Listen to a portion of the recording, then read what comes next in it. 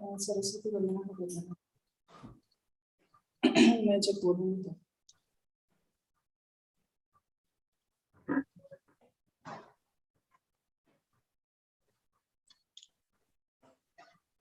Good morning to all. This is Ranjit Sahu, Marketing Head with Waterbooster. Wishing you all a great Sunday.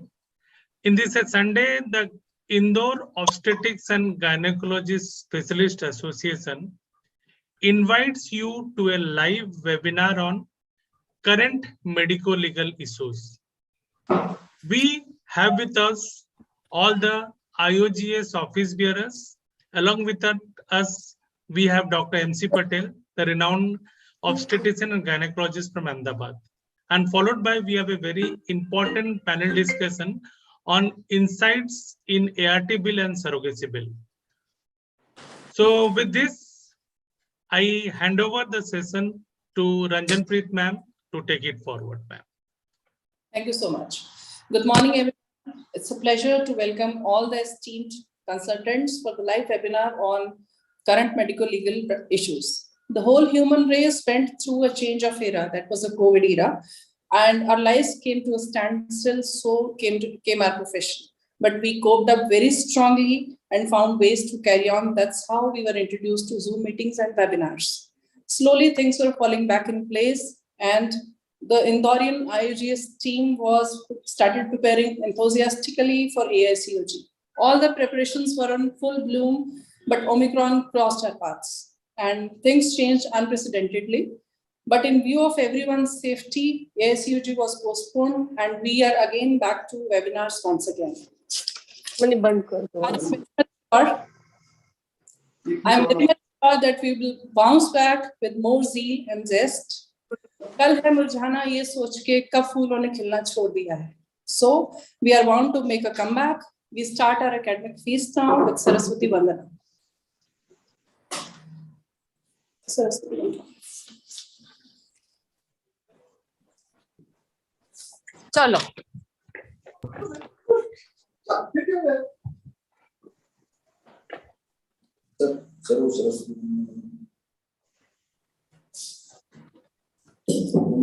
I pardon, there is some issue with the network.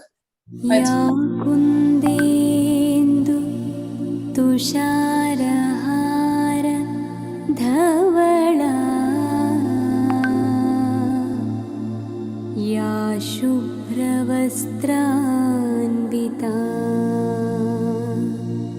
ya veenam varadanda manditakara ya shweta padmasana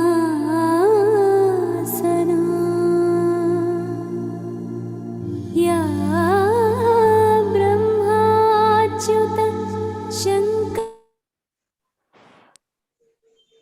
devai sada pujita saman patu saraswati bhagavati nisesha jadyapaha.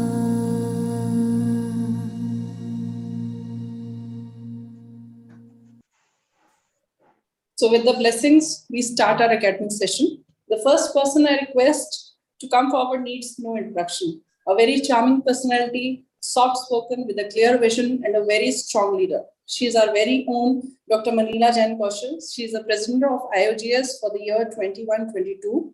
I request her for the welcome address. Thank you, Dr. Ranjanpreet. Am I audible? Ji ma'am. Yeah.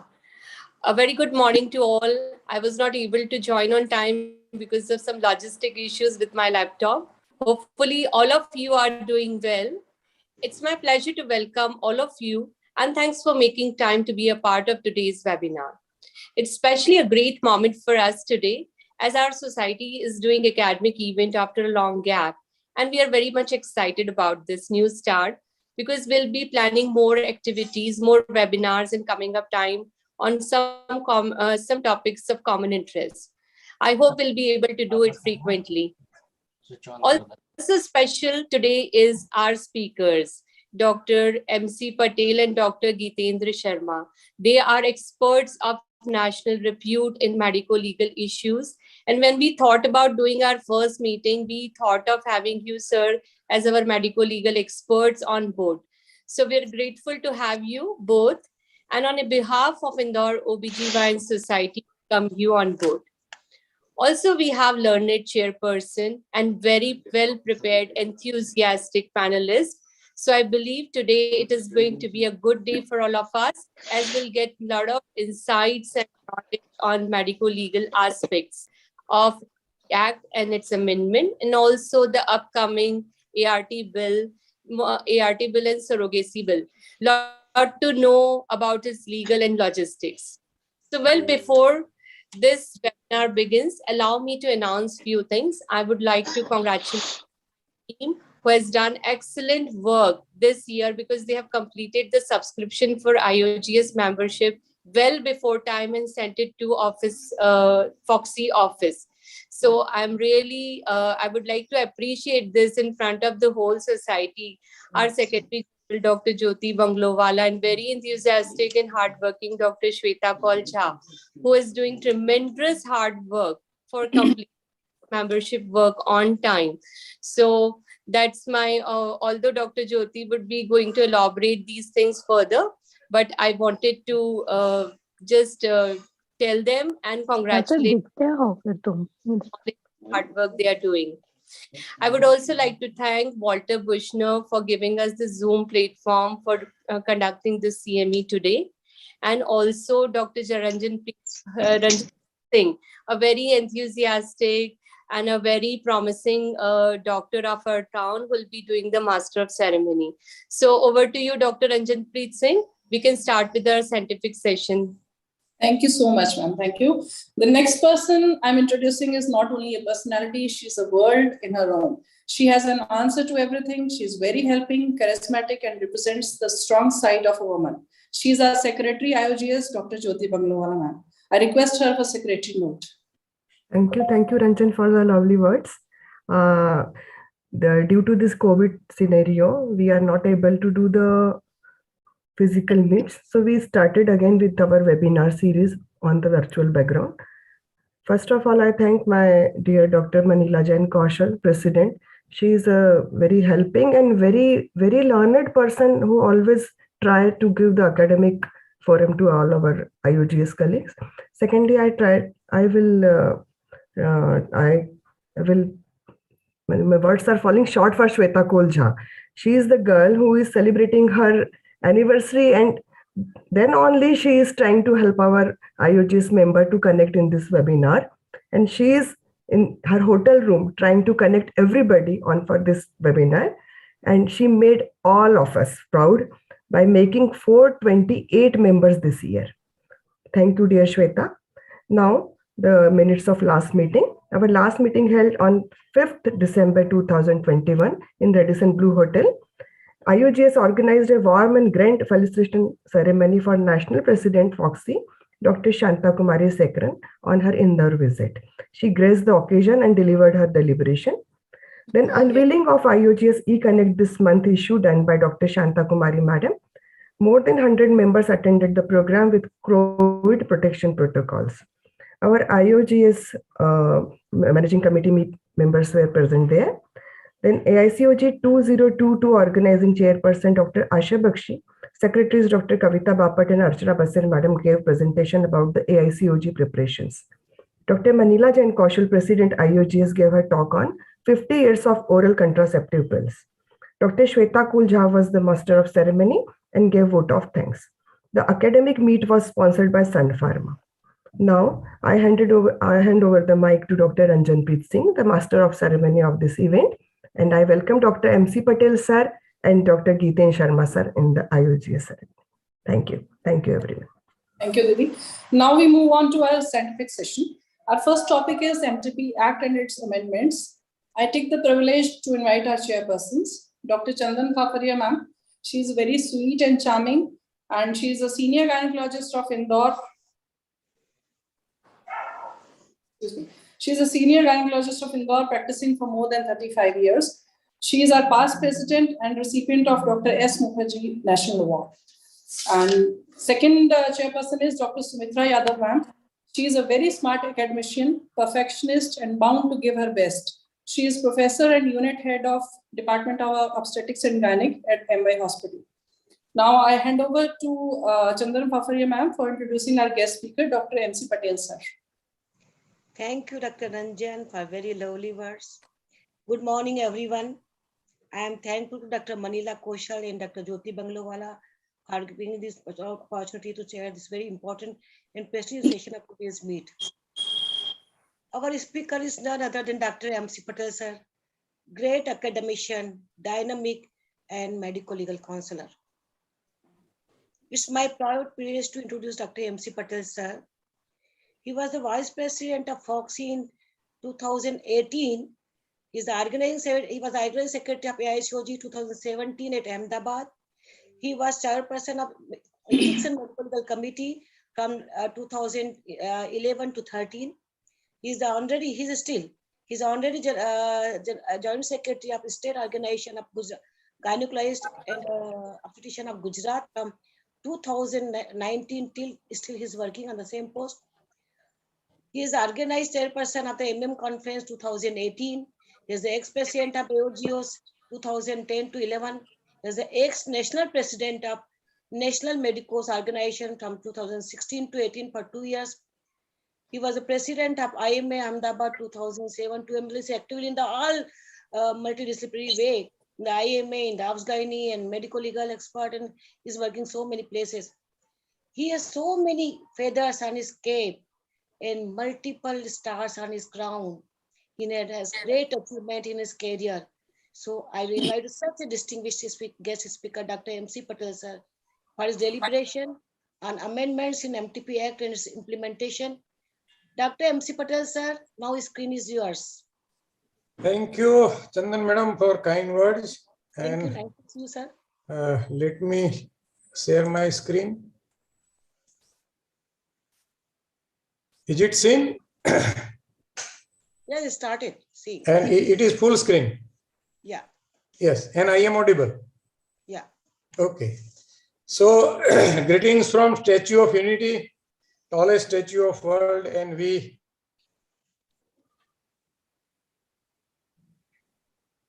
and wishing you a litigation-free practice.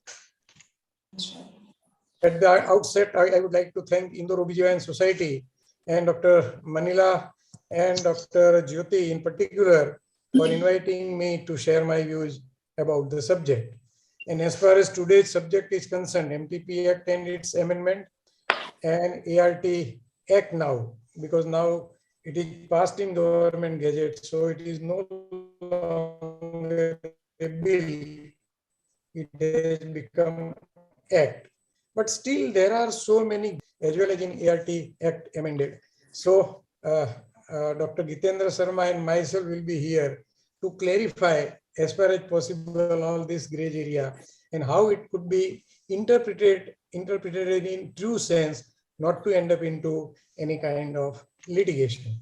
So Medical Termination of Pregnancy Act and Amendment Act 2003, 2020 and amended rule, that is 2021, what gynecologists should know. So usually I start my talk with this: is it worth discussing? Yes, and if it is yes, then why? Because as far as abortion services are concerned, worldwide 22 million unsafe abortions are performed each year, and in India almost 7 million abortions are conducted annually, and 50% of those estimated to be illegal. And rate of maternal death due to complication related to unsafe abortions are almost 8%. And as far as Lancet's statistic is concerned, 44% of world's annual 227 million pregnancies are unintended, 56% end into abortion, 32% in an unplanned birth, 12% and unsafe abortion, 8 to 11% of global maternal death and occur predominantly in low economic and middle income countries where the most restrictive access policies are concentrated and socio-economical factors further affect access.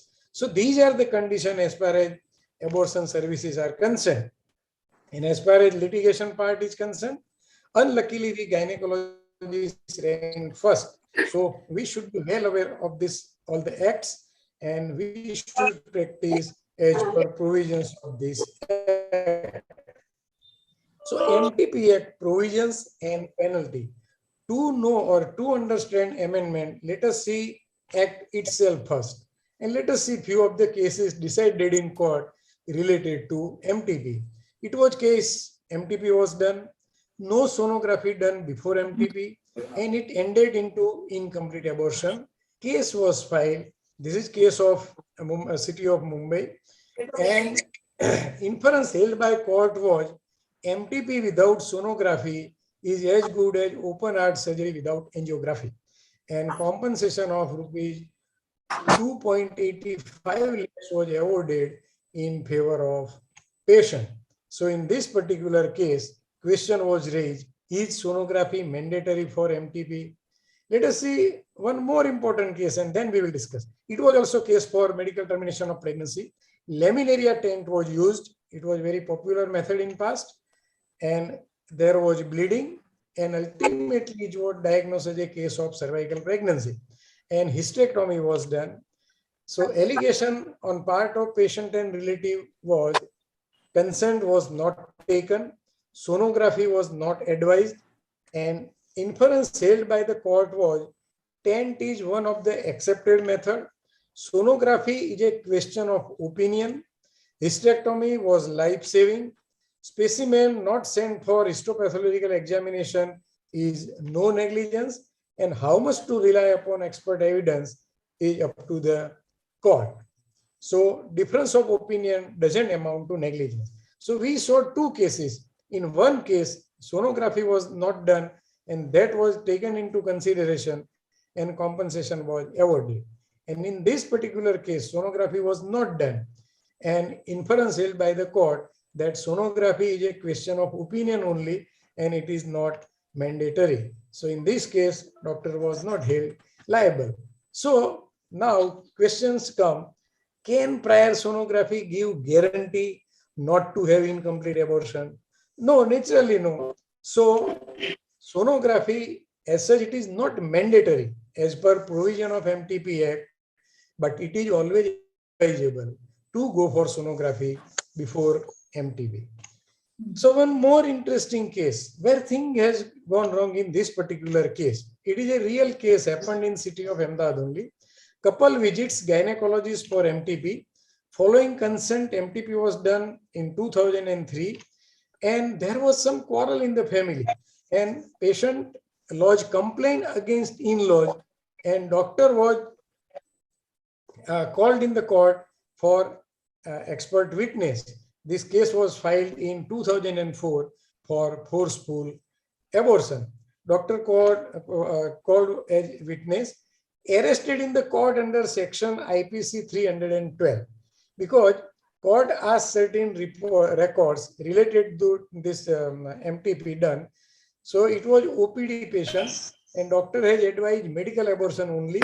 So there were no records available with doctor, and he couldn't produce record, and he was arrested in court under section 312 only. After 3 days, party had a compromise, case was withdrawn, and doctor was free from the bar. So very important question comes, can one be prosecuted under Indian Penal Code section 312 to 316 as far as abortion services are concerned? So it is clearly mentioned in MTP Act 1971, notwithstanding anything contained in the Indian Penal Code, a registered medical practitioner shall not be guilty of any offense under that code or any other law for time being in force if any pregnancy is terminated by him with the provisions of this act. So here word accordance is very much important. So if any pregnancy is terminated in accordance with the provisions of MTP Act 1971, then you are out of purview of Indian Penal Code section 312 to 316. But at the same time, it is very much needed to practice abortion services as per strict purview of provisions of MTP Act 1971. So before this MTP Act 1971, abortion services were absolutely prohibited. No consideration for any circumstances whatsoever required, compelled the woman to procure the abortion was presumed in the court of law. So abortion or induced miscarriage is concerned. Before MTP Act 1971, all these section of IPC, that is 312 to 316, were taken into consideration. Let us see very quickly. Under section 312, both were considered guilty. Person performing abortion or causing miscarriage and woman undergoing abortion. And excuses were only two: abortion done in good faith in order to save life of patient. If it was immediate necessary to save life of patient, then only abortion was pardoned in this section 312. So section 312 provision of punishment is 3 to 7 years of imprisonment, and offenders are both person causing miscarriage and pregnant woman who has taken these services. As far as section 313 is concerned, causing miscarriage without consent of pregnant woman, and provision is up to 10 years of imprisonment, and offender is person causing miscarriage. Nowadays, during our medical legal practice, we have observed that there is a common allegation on part of patient. Abortion is done with her consent naturally, but after few years, if there is a quarrel in the family, and she will lodge a complaint against in-laws, and doctor will be made a party that it was conspiracy between in-laws and doctor, and they did my pregnancy terminated without my consent, forcefully. So in this situation, police may interpret and they may charge section 313 IPC. Of course, we have enough ground to defend in the court of law if we have practiced MTP Act 1971 very nicely. So this is to be kept in mind. Section 314, act with intent of causing miscarriage resulting in death of woman.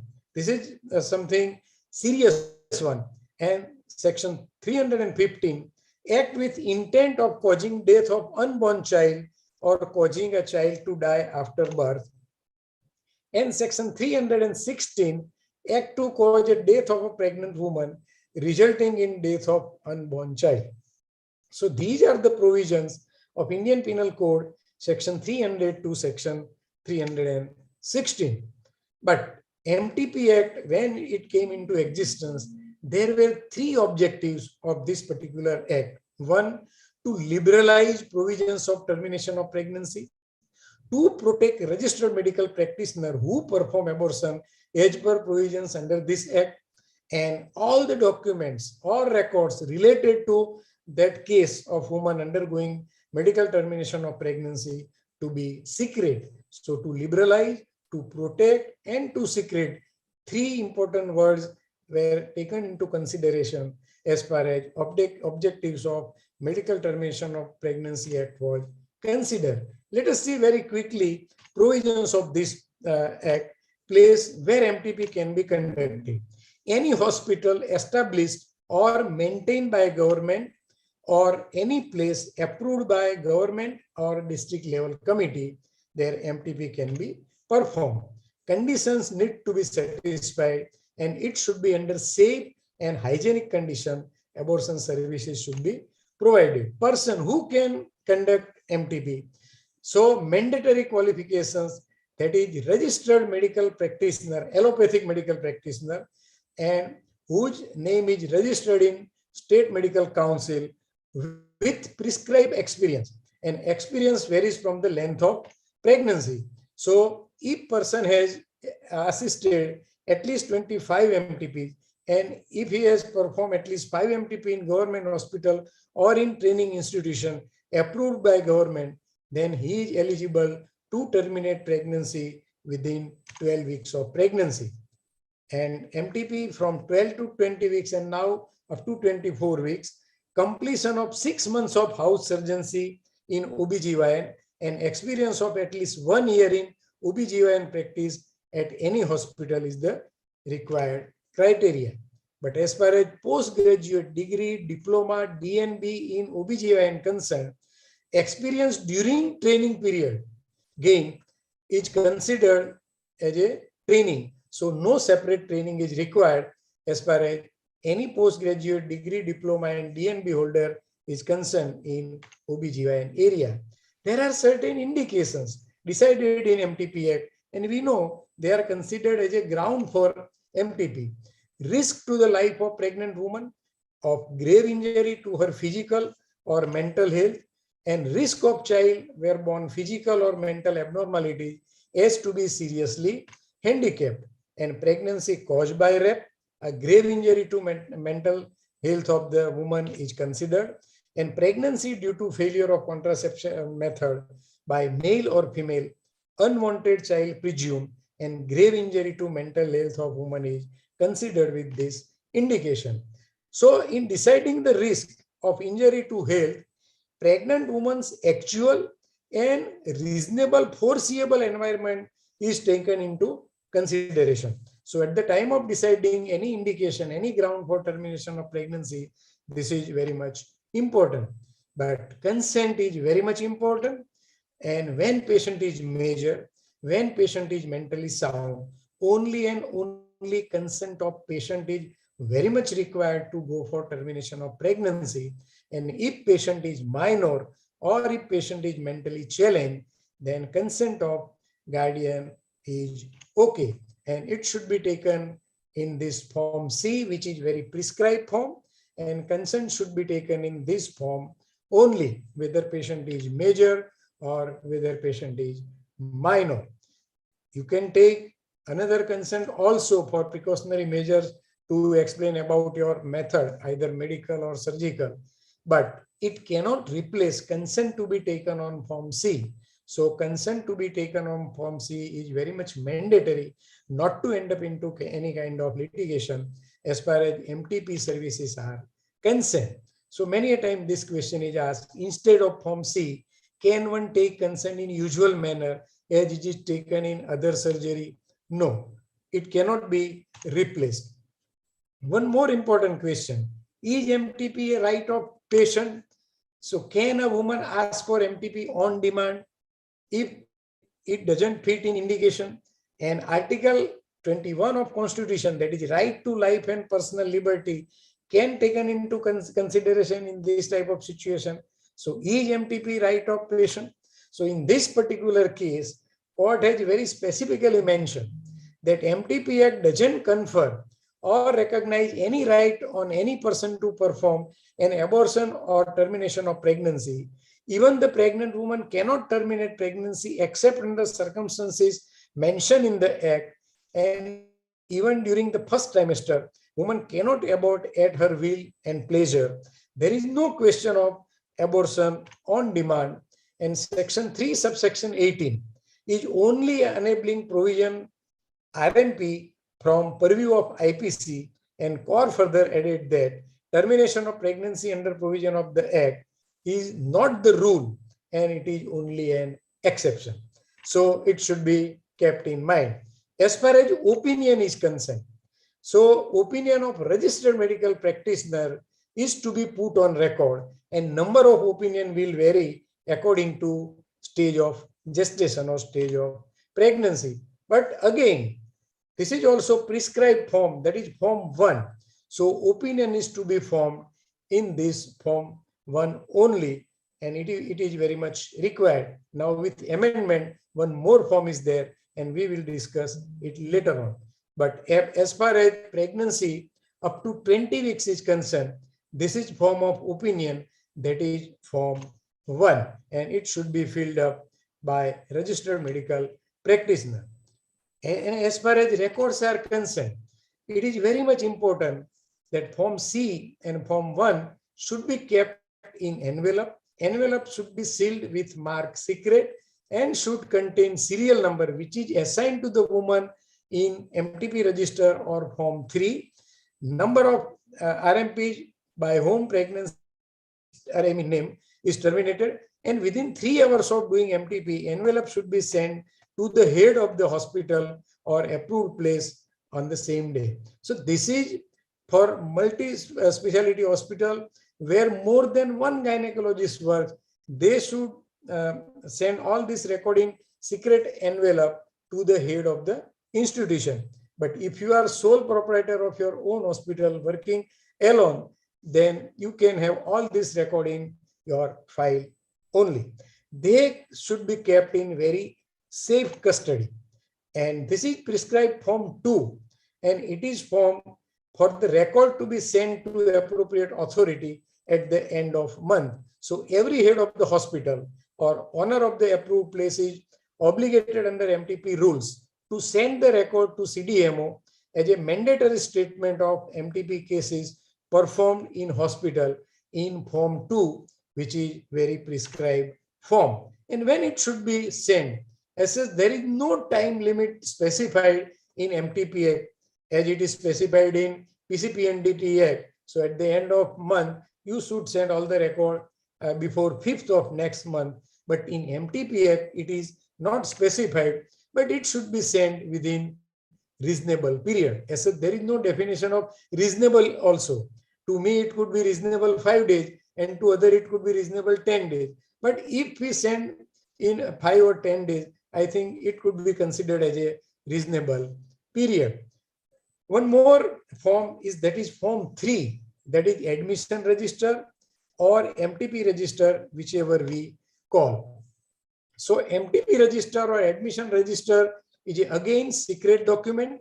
Information therein to be strictly confidential, to be kept in custody of head of the hospital or owner of the approved place, cannot be opened to inspection except in some special circumstances when a working woman or employed woman applies for a certificate for purpose of obtaining leave or under authority of law, it can be opened. Otherwise, it is very secret document.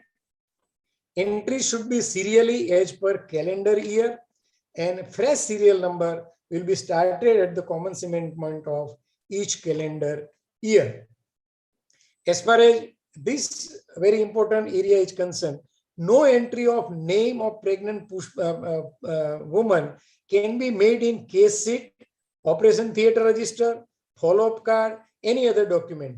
So once it is taken as a case of termination of pregnancy, all the communication should be with number assigned to the patient in MTP register, in case sheet or in operation theatre register or in discharge card or in any other document. It should be mentioned number only. One more area, and many a times this question is also asked, whether cases such as incomplete abortion, inevitable abortion, missed abortion, blighted ovum can come under MTP Act's purview?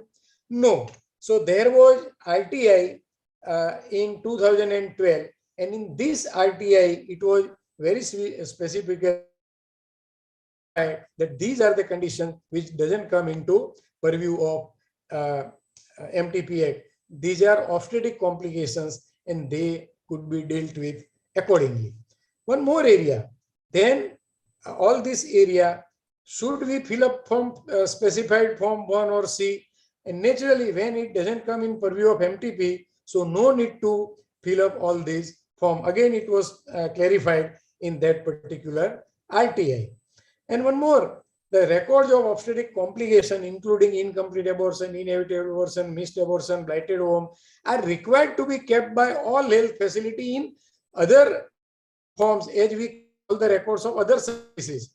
But it should not be in Form 1 or Form C. So it should be very clear. As far as about RU 486 is concerned, whether medical abortion done by tablet, mifepristone and misoprostol come under MTP Act, again in this RTI, it was also clarified. So up to 7 weeks of pregnancy and now up to 63 weeks of pregnancy terminated by medical methods is very much allowed. And again, same question was asked about Form C, Form 1. So this is a standard accepted method of medical termination of pregnancy. So all the requisites of provisions of MTP Act will be applied. So in this case, we have to go for Form C, Form 1 in this type of services. Prescribing RU 486 is one of the procedure or method.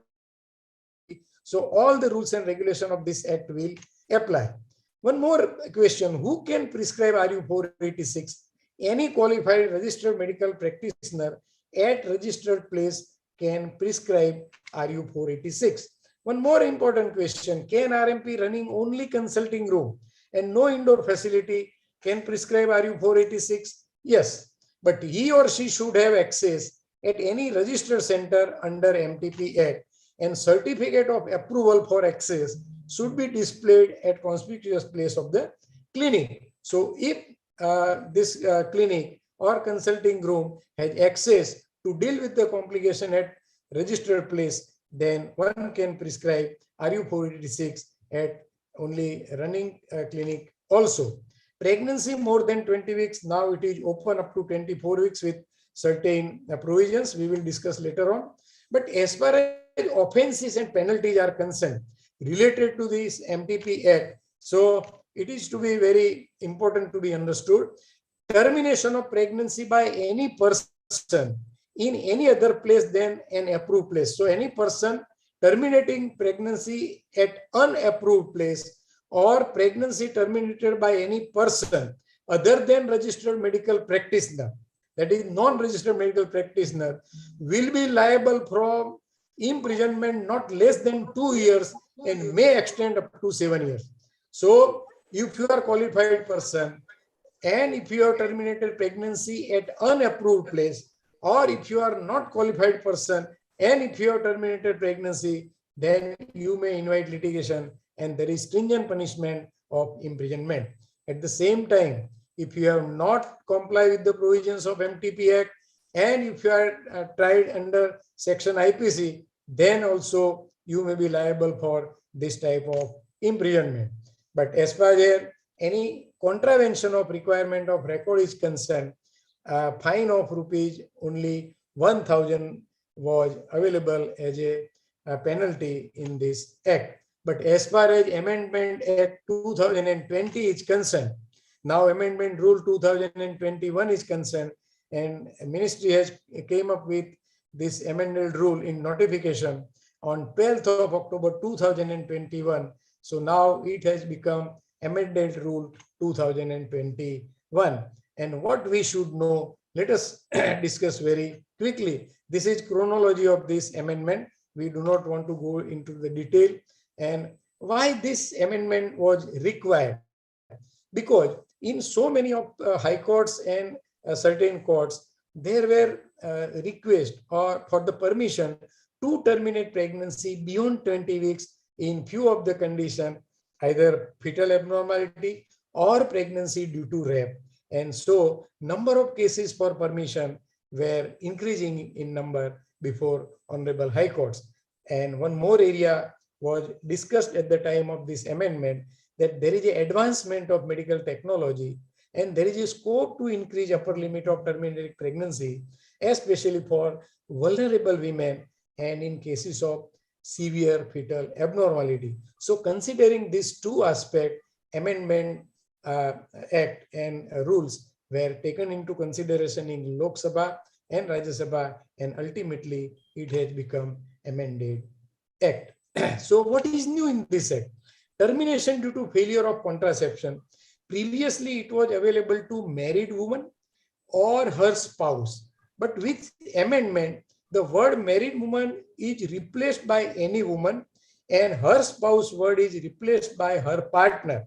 So now this indication, that is failure of contraception, is available to any woman with her partner. So this indication is now broader aspect. As far as opinion is concerned, any amendment in this opinion in this rule? Yes. Before this amendment, up to 12 weeks, opinion of one registered medical practitioner was needed. And in this amendment rule, the same opinion of one registered medical practitioner. up to 12, more than 12 and up to 20 weeks of the pregnancy. Previously, opinion of not less than 2 registered medical practitioner was required. But now, with this amendment, opinion of only 1 registered medical practitioner will be sufficient up to pregnancy of 20 weeks of gestation. Pregnancy from 20 weeks to 24 weeks, previously it was not allowed. Now, in this Amendment Act, opinion of 2 registered medical practitioner, but here word common category is used. So, to have this indication, we should comply with the list given in amended rules of common category, and one can terminate pregnancy from 20 to 24 weeks if it fits in any this special category with opinion of 2 registered medical practitioner. So which are those some special category? 1, survivor of sexual assault or rape or incest. So if any sexually assault person or survival of rape or incest come to you with pregnancy more than 20 weeks and less than 24 weeks, with this indication, with opinion of 2 registered medical practitioner, pregnancy can be terminated. As far as minors are concerned, it is allowed from 20 weeks to 24 weeks. Change of marital status during ongoing pregnancy. So during ongoing pregnancy, if patient becomes widow or if there is divorce, so pregnancy can be terminated after 20 weeks and before 24 weeks of pregnancy with opinion of 2 registered medical practitioner. Woman with physical disability.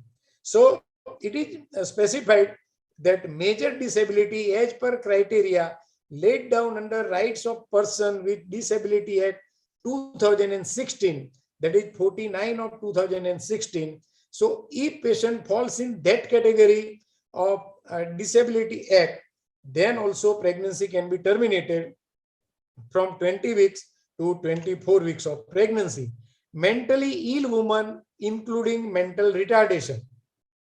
If this kind of patient is brought to you beyond a pregnancy of 20 weeks, and if 2 registered medical practitioners are of opinion to terminate pregnancy, then pregnancy can be terminated. Fetal malformation, that has a substantial risk of being incompatible with life. So here 2 words are very much important: substantial risk and incompatible with life. Then only you can have a ground of congenital anomaly with the fetus. So in any other anomaly which are correctable, you cannot avail that ground to terminate pregnancy beyond 20 weeks of the pregnancy. And one more area: women with pregnancy in humanitarian settings or disaster or emergency situation as may be declared by government. Say for example, in era of COVID-19, when there is a restriction for personal visit of patient or visits are restricted, and if patient cannot visit a clinic due to this emergency situation declared by government, and if pregnancy has advanced before 20 weeks of the pregnancy, so in this ground, if there is valid ground, then pregnancy can be terminated beyond 20 weeks and less than 24 weeks by opinion of 2 registered medical practitioners. Is there any new form for pregnancy to be terminated between 20 weeks to 24 weeks? Yes, that is Form E. It is again prescribed form. It is just like Form 1, which was previously available and was prescribed form. This is also prescribed form, that is Form E. And all these criteria are printed in Form E. You have to simply mark that indication under which you have advised to terminate pregnancy beyond 20 weeks and before 24 weeks of the pregnancy. Sorry.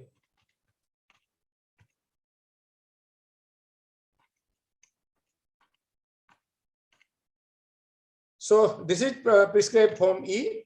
Now, as far as pregnancy more than 24 weeks is concerned, previously it was not allowed, but now in this amended rules and amended act, it is allowed by opinion of medical board in case of substantial fetal abnormalities. So, as far as medical board is concerned, all the state and union territory government will constitute a medical board. So many state and so many districts have already formed medical boards. The board will decide if pregnancy may be terminated after 24 weeks of pregnancy due to substantial fetal abnormality. And medical board shall be consisted of one gynecologist, one pediatrician, one radiologist or sonologist, and government has power to appoint few more members, 2-3 members in this board, and they could be from private sector also.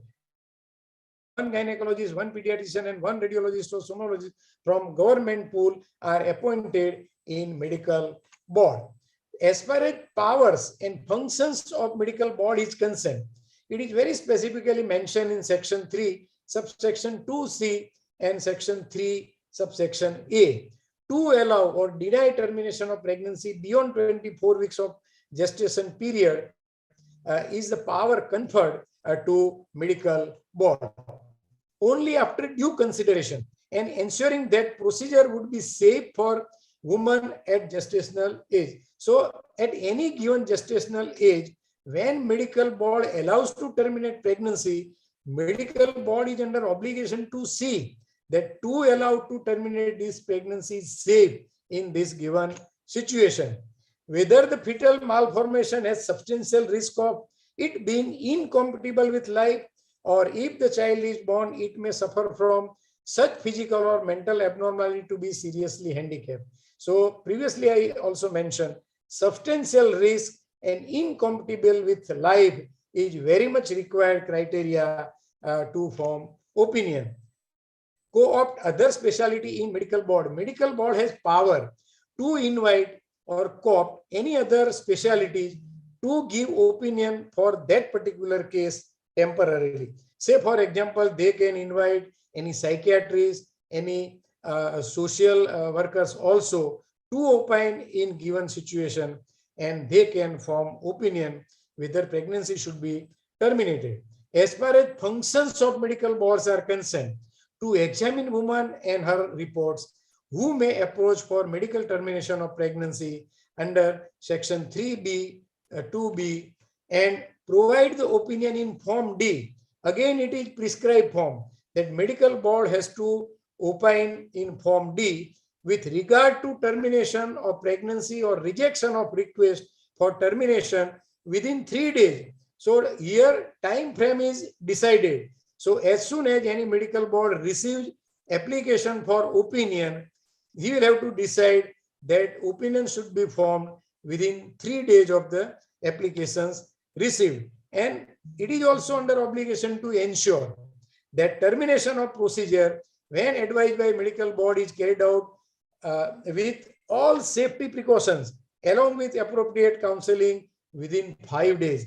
That if opinion is formed that this pregnancy can be terminated, then that pregnancy should be terminated within 5 days is one more area as far as function of medical board is concerned. So this is form D. It is prescribed form on which medical board will opine. So details will be like this: name of woman, age, registration number, that is case number, available reports. Whichever reports are sent to medical board, they will enter all this in form D. Additional investigation. If medical board has advised any additional investigation to reach to the opinion, then it is to be also mentioned in this form. One more, opinion of medical board for termination, whether allowed or denied, and they will have to give justification for the decision, whether they have allowed, why they have allowed, and if they have denied, then why they have denied. They will have to justify their decision. And one more point, physical fitness of woman for termination of pregnancy. If board is of opinion that pregnancy is to be terminated, then each patient is physically fit to go for abortion. This also should be mentioned in form D by medical board. And all the details of members of medical board who has reviewed the case should be entered in form, name with signature, and date and time. So this is very prescribed form. As far as limitations of consent, as far as medical board's powers are concerned, so medical board can opine only in a condition where there is a substantial is very much normal. Say, for example, in a rape victim cases, many times they also seek permission to terminate pregnancy in more than 24 weeks. If pregnancy is very normal, beyond 24 weeks of pregnancy, medical board has no power to opine. So in this type of situation, again, writ petition before Honorable High Court is the only answer for patient to avail services of termination of pregnancy. As far as emergency cases are concerned, if immediate necessary to save life of pregnant woman, it is allowed. It was previously also allowed, and with this amendment also it is allowed. As far as privacy part is concerned, one more amendment. Previously, no RMP shall reveal the name and other particulars of woman whom pregnancy is to be terminated under this act, except to the person authorized by a law or time being enforced. It was the provisions previously also, but now it has become little stringent one, because there is a provision of stringent punishment. Whoever contravenes the provision of section 1 shall be punishable with imprisonment of 1 year with fine with both. As far as this transgender part is concerned, there is no provision in Act as far as transgender part is concerned. And again, in this era of advanced medical technology, even transgender may have pregnancy. And if for any reason this pregnancy is to be terminated, then no registered medical practitioner has power or no medical board can opine. Again, in this situation also, one will have to rush to the Honorable High Court with writ petition to avail services of termination of pregnancy. But as far as these available services are concerned, it was also discussed at the time of this amendment, unavailability of qualified medical professionals to terminate pregnancy. There is a need to increase women's access to legal and safe abortion services to reduce maternal mortality and morbidity caused by unsafe abortions and associated complications. So All India Rural Health Statistic 2018 and 19, it indicates there are 1,351 gynecologists and obstetricians in community health clinics in rural areas across India. And there is a shortfall of almost 4,002 gynecologists. There is 75% of shortage of qualified doctors. So the shortage of qualified medical professional may contribute to limit the access of women for safe abortion services. And as per National Health Family Survey, only 53% of abortions are performed by a registered medical doctor, and the balance are conducted by either nurse, either auxiliary nurse midwife, either DAI, either a family member, or self-medication by this mifepristol or misoprostol taking over the counter. So these all points were taken into consideration at the time of this amendment. There is Form 1, which is prescribed form. At the time of approval, or this form is to be filled with all its required documents and requisite fees, if at all it is there. And there are two categories, that is category A and category B. So if a pregnancy is to be terminated up to 12 weeks, there is one category, and pregnancy up to 24 weeks or beyond that, there is another category. So to conclude my talks with carry-home messages, center must be registered, person must be qualified, opinion, pregnancy up to 20 weeks, one registered medical practitioner, 20 to 24 weeks, not less than 2 registered medical practitioners for some special categories, beyond 24 weeks in fetal anomalies, medical board's opinion, beyond 24 weeks of pregnancy, rape victim, writ petition in High Court, Valid consent is very much mandatory in Form C. Necessary records to be sent in prescribed forms to CDMO or any appropriate authority in stipulated time, and comply with law of land is very much important, not to end up into any kind of litigation under section Indian Penal Code, section 312 to 316. And it is very obvious, a small slip can make a big trouble. So an ounce of prevention is worth more than a ton of cure, which was rightly said in Panchtantra. And it is very obvious. It doesn't matter how many resources you have. If you do not know how to use them, they will never be enough. You have enough provisions of MTP Act 1971 and amended Act and rules. But if you do not know, then it won't be at your help. So have some basic legal knowledge. Always obtain medical legal advice whenever you are in doubt. And if you want to sleep like this, take tender care of your patient, comply with the provisions of law, pray your Almighty God before going to sleep, and keep my visiting card below your pillow. And this is law of leopard behind innocent gynecologist, and see how medical legal counselor can be helpful to any given situation. So do not hesitate to have opinion from medical legal counselor in any given situation. So all the best for litigation-free practice. God bless you and have a litigation-free medical practice. With regard, salute to all and Indore OBGYN Society and Dr. Manila Kaushal and Jyoti Banglowala in particular for inviting me to share my views about the subject. Thank you very much. Please do not assume. Please ask if any query, if time and chairpersons permit. Thank you very much. Thank you very much, Dr. Patel. I and you have been always together for many medical legal things. He has explained the act and its objectives excellently. He stressed upon the gray zones, that is, whether ultrasound to be done before MTP. It's not mandatory, but it is advisable for our own selves to before undertaking an MTP, because you can be prosecuted under the section 312 to 316. Now, consent, we have had sufficient workshops also in IOGS, and we all know the consent in Form C and Form 1. Now, there was always a question, is MTP a right of the patient? He has clarified it very nicely. It is not the right of the patient. Opinion in Form 1, and now with the amendments, there are a lot of amendments.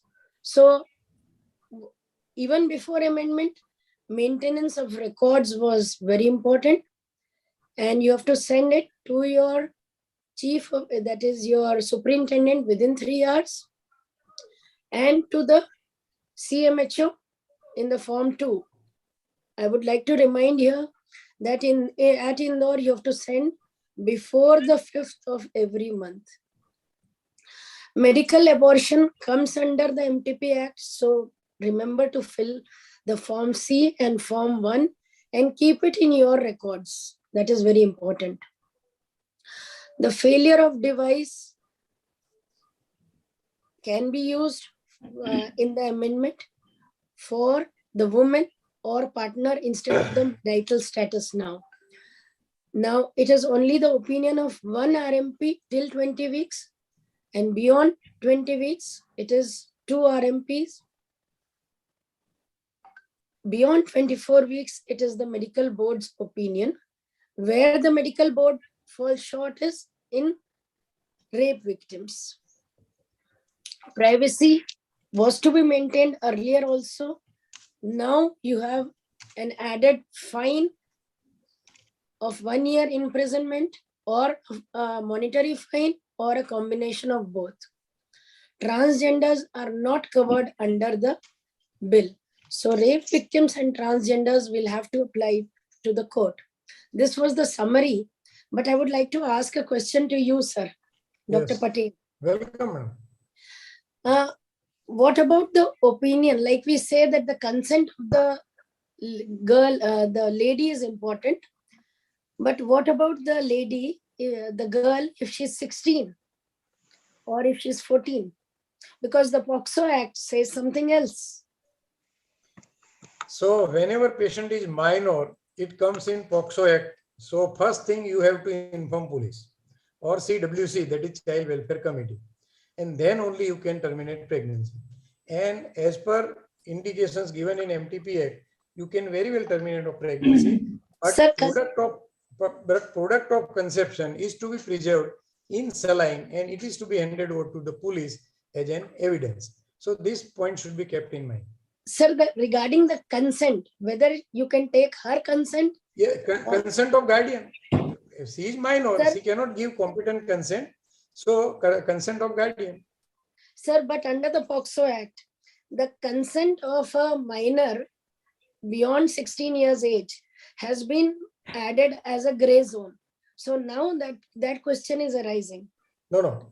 This is, let me clarify, not 16 years, but if Actually it is 12. If minor is more than 12 weeks, Yeah. she can give Yes. valid consent for examination only.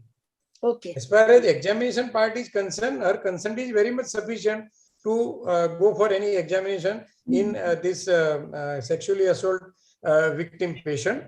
But as far as any procedure, any treatment, surgical or medical is concerned, that consent of guardian is very much needed if patient is minor.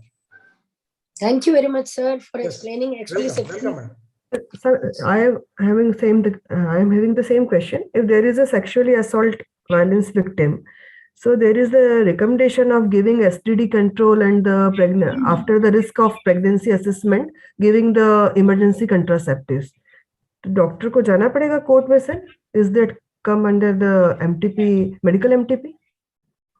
For what one has When to- the sexual assault victim comes to us, we assess for the STDs and the HIV and give the emergency kit for the STDs. And there are the recommendation of giving the emergency contraceptive to these patients also. after No, that assessing doesn't the- come under MTP. Act. It is provision POXO Act also. You have not only to form opinion, you have to treat patient and prophylactic treatment for STD also. It is provision in POXO Act. So itself. if we are giving the prophylaxis for emergency contraception as a If prophylaxis, you have opined or if you have treated any patient, in any given case, court may give you summon to have your opinion in court. so doctor has to give Yes. go for the If at all, testimony. If court is of opinion that opinion of doctor on oath in presence is required, then only. Otherwise, your opinion formed in form or in written form will be sufficient if court allows. Okay. It depends upon the court. Okay. But you will have to comply Okay. to go in the court for opinion also. Okay. Okay. Thank you, sir. Thank you very much. Thank you very much. Thank you, MC Patel, sir, for such a brainstorming session and giving us a clear vision on MTP Act amendments. And I thank Sumitra Chandan Kakaria ma'am, and I thank Sumitra Yadav ma'am for concluding the topic. Now, Thank you. Now we move on to the next session. We have a panel discussion on implications of ART bill and surrogacy bill.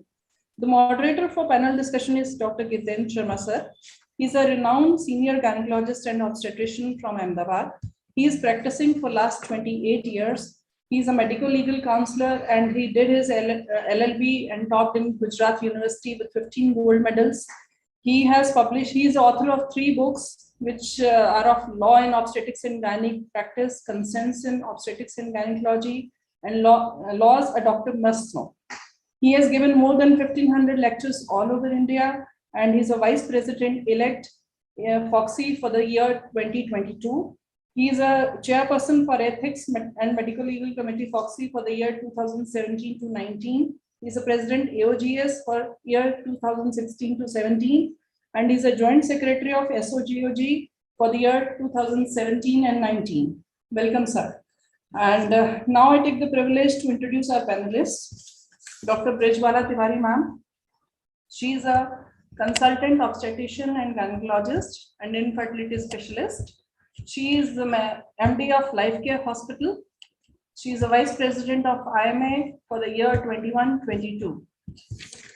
Next panelist, Dr. Jayashree Sridhar ma'am. She's a senior obstetrician and gynecologist practicing for last 26 years. She is an infertility specialist at Morpheus Indore.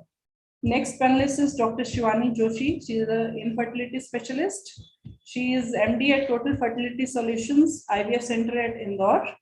She is a faculty in infertility courses. Next panelist is Dr. Gajendra Tomar. He is a fertility and IVF specialist at Indore Infertility Clinic, CHL Hospital, Indore.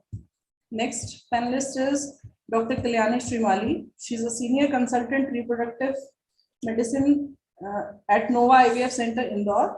She is practicing more than 11 years. Next panelist is Dr. Charudat Joshi.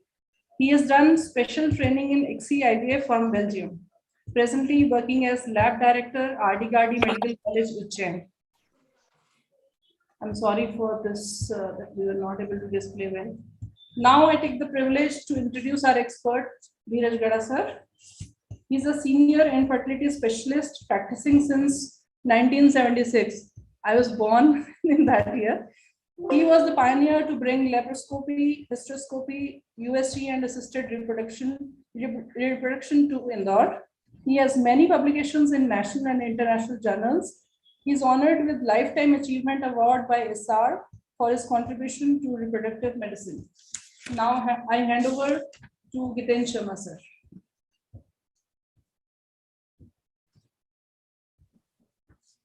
Good morning, everybody. And,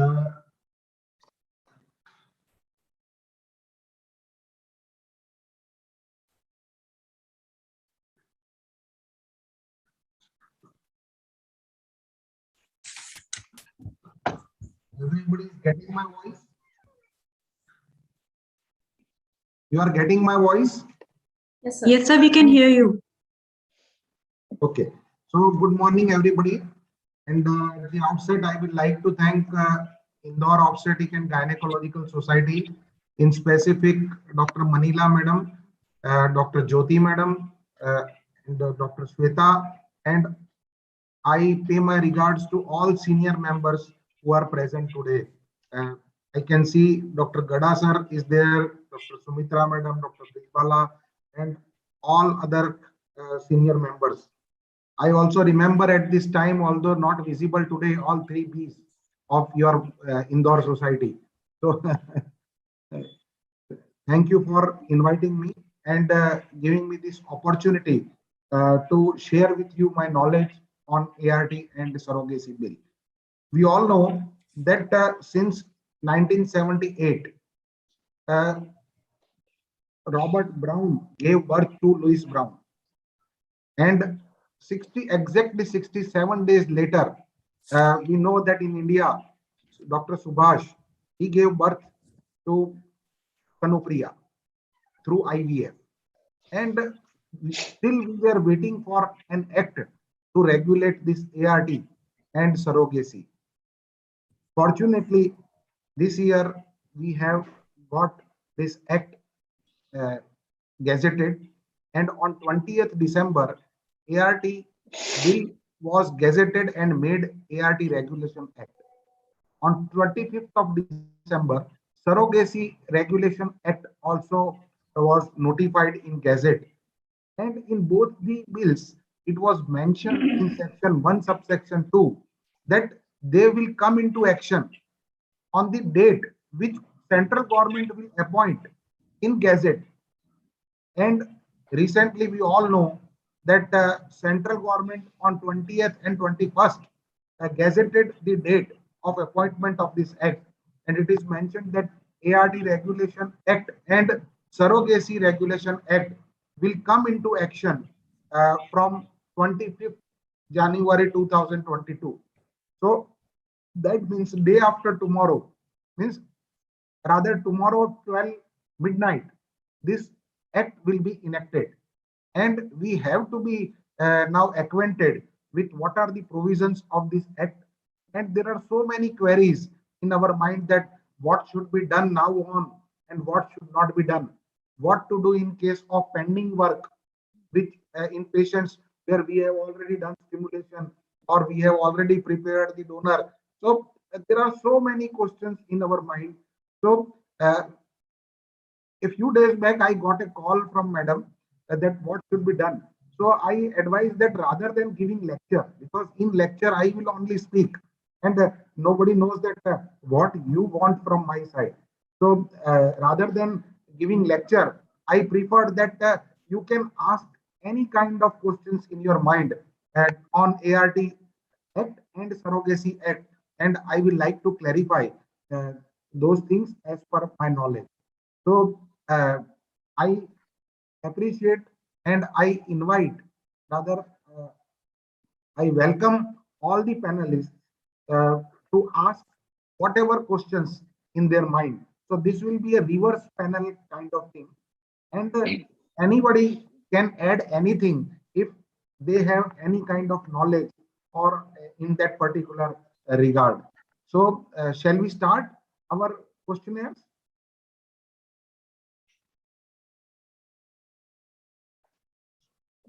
So we will start from first panelist. Yes, sir. Dr. Brijbala, madam, you will ask question. Yes, sir. I'm having one question that are like one center which is registered with ICMR. Again, after implementation of this amendment, do we need to get it again? Madam, it is clearly mentioned. See, first of all, we should know that under ICMR, there was no registration. Okay, it was only the enrollment of center. Okay. Okay, and in act, it is mentioned that after this act will come into existence, within 90 days, the government will form the national board and national registry, and the appointment of appropriate authority will be done. And within 60 days of the appointment of appropriate authority and formation of national registry, you are supposed to apply for registration within 60 days.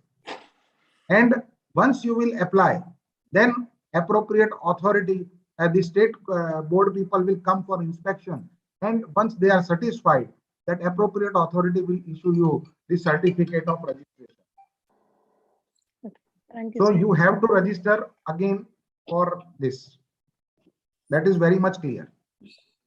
Thank you, sir. Sir, when to send this application again? Madam, I have told that within 60 days of formation of appropriate appointment of appropriate authority and formation of national registry. Within 60 days. And if you want to stop working, then you cannot work after 6 months, completion of 6 months, if you have not applied for registration. If there is a patient Yes. who underwent, like this is regarding oocyte donation. Okay. She underwent oocyte donation from a donor we recruited, and then at the age of 3 or 4, the baby developed Duchenne's muscular dystrophy. The Okay. history for the donor was taken. She had live 2 female children, but Yes. this is X-linked recessive. She did not have any male children, so it did not Yes. come out in that.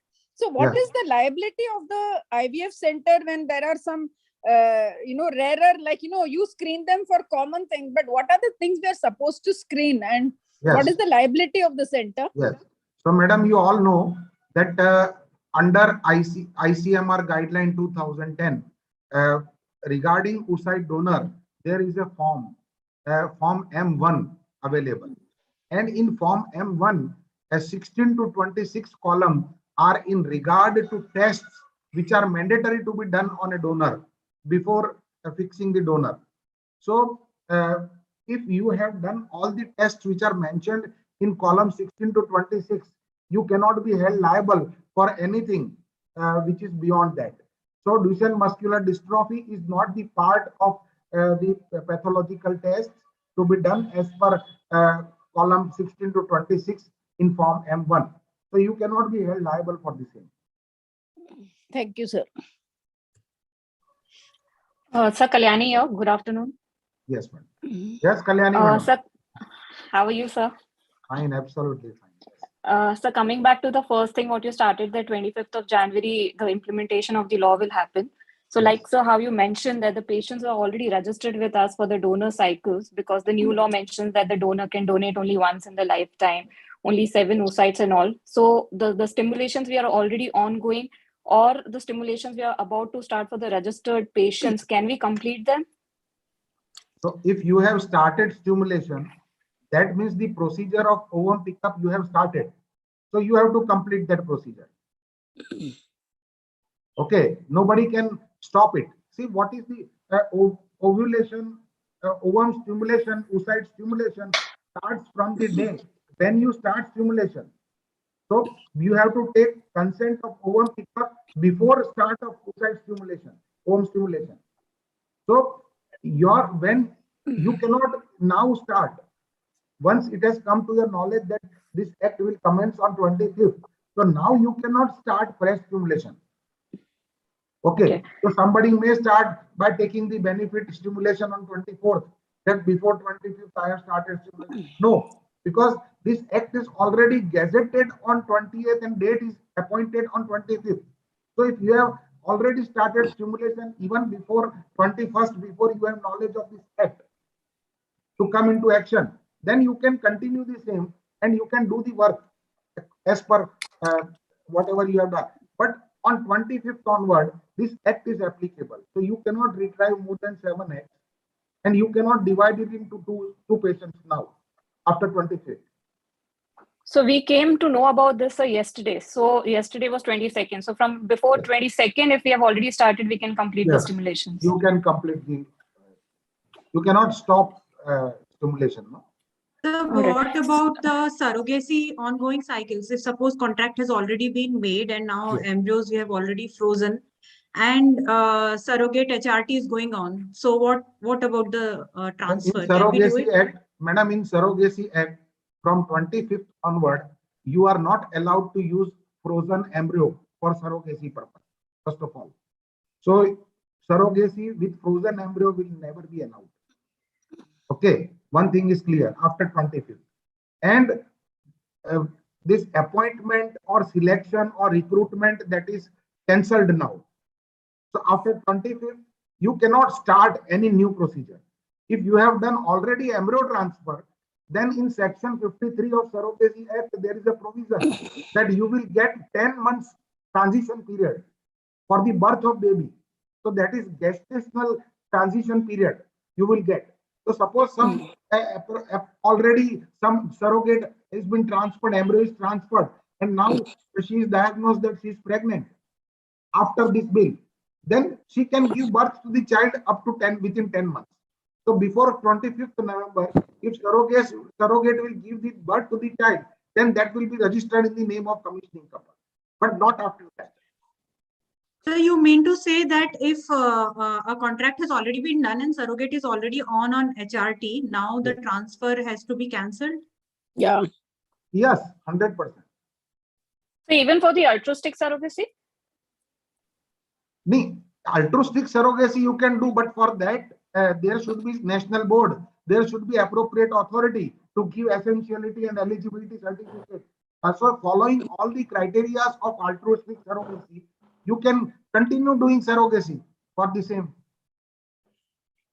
So suppose then what is going to happen of already frozen embryos? I mean, you have to destroy. You cannot use those frozen embryos for surrogacy now on after 25th. So we cannot store any of the embryos of surrogate meant for surrogacy. We have to discard all the embryos whenever they check the register. We should not have any. Yes. So surprisingly, this clause is there that you cannot. That's a very important point. In surrogacy. So suppose in first cycle, patient is suppose you develop 5 embryos for surrogacy purpose, and we use 2 embryos. Other 3 embryos we cannot freeze for the surrogacy purpose according to Act. So this is something illogical, because sometimes if patient will not become pregnant in first cycle, then in second cycle you will not be able to use those embryos, those 3 embryos which were in access, and you have to make now fresh embryo once again. So this is something illogical in the Act itself. But now how to counsel the couple who have already frozen their embryos at various cycles? I mean, we need to take proper consents with them Madam, before destroying the embryos? See, whenever you were treating the patient or whenever surrogacy contracts were made, there was always a clause of severability. And what is that clause? That clause mentioned that till date there is no law in regard to ART or surrogacy in India. As soon as any law will exist or come into existence, all the sections which are in violation of that particular law will become null and void. Okay, so suppose you have made a contract with a surrogate regarding giving consideration for surrogacy. So that part will automatically become null and void now on, because now you cannot do a commercial surrogacy. You can only do altruistic surrogacy. Sir, I would like to add one thing more. Shivani, before destroying this embryo, you will have to take the consent of the couple, because without the consent of the couple, you cannot destroy this embryo. So you cannot freeze these embryos, you cannot keep with them, and you will have to destroy with the consent also. Yes, very true.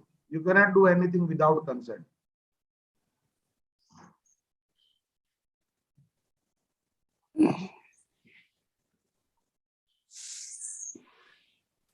Sir, again, regarding the ART bank, so what are the regulation or what's the hierarchy of the ART bank that is going to be formed? Yes, very good again. See, in ART Act, when we go through this Act, in section 2 of definition, it is said that ART bank means who will screen, who will procure, and who will store, and who will provide oocytes, gametes, and sperm or gamete to the ART clinic or to the patient. Or okay, so that is in the definition. But when we go through the different sections of the Act itself, section 21, section 23, section 27, in all sections, it is mentioned that ART bank will provide the donor to the ART bank, ART clinic. So there is a discrepancy in the Act itself. In definition, they say that ovum pickup will be done by ART bank. While if you go through the section 21, 23, and 27, in all three sections it is mentioned that the role of ART bank is to provide donor to the ART clinic. So let ambiguity be over. When the rules will come out, the more clarification will be there that what will be the exact role of ART bank. Till that it is not clear in the Act itself.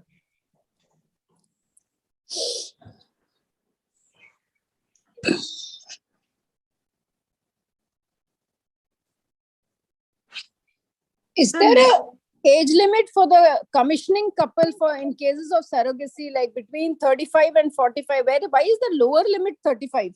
It is written there the commissioning couple should be between 35 and 45, and the surrogate should be below 35. Like that, madam. In surrogacy, the age of male should be 26 to 55 and female 23 to 50. So that is the age limit for commissioning couple. And second thing, 35 to 45 is a limit which is mentioned for a single woman. So if any single woman wants surrogacy to be done, then it should be allowed in a case of patient with in between 35 to 45 who is divorcee or widow.